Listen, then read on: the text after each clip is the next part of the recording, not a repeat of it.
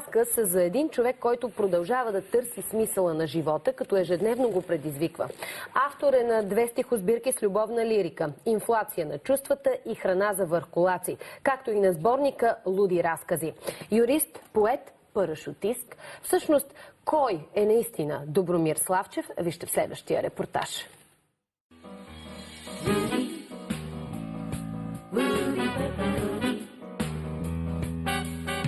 Няма как това да се опише.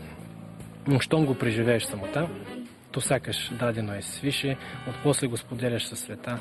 Как тялото ти цялото в токсини, как костите от всякъде болят, душата ти е цяла в дръскотини и единствено те чувствата не спят. И колкото кораж да си даваш, наясно си, че всеки ден е ров.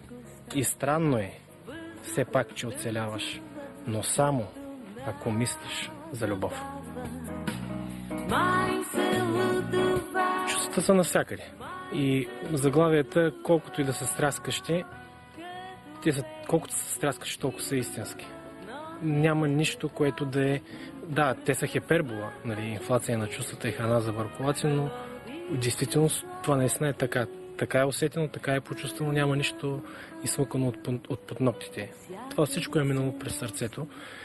И много съм, така да се каже, горд с това, че това, което мисля, мога да го кажа. Луди разкази, това са истории, които многократно, когато са ме питали, съм казвал, че това са едни истински истории. И са луди историите, защото те не са обикновени, някакви такива тривиални, скучни, а по-скоро има динамика в тях, има истина, има поука и в по-голямата си част това са неща, които са събирани с годините. Аз лично не мога да се определя.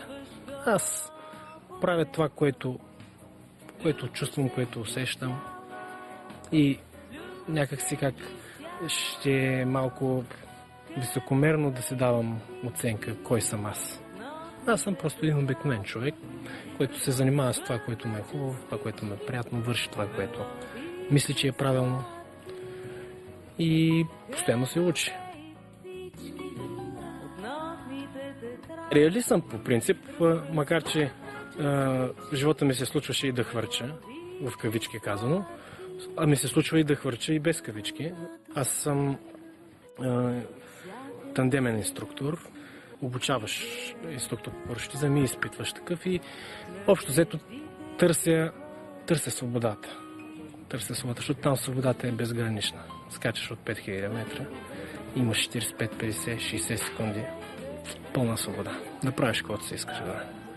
По-хубавата част е при да се отвори парашут. Вече след като се отвори парашута, нещата, да, показваш тук наляво е носка лякра, тук надясно е едно семене, примерно ако си бълчик. Или ако си на друго място, ако скачаш в Алпите, там е Матърхорн, там е какво си. Но усещането е съвсем различно на свободното падане. В писането има ли свободно падане и кой е парашута, който ви спира? Там нямам парашут в писането, там мога да се прибия.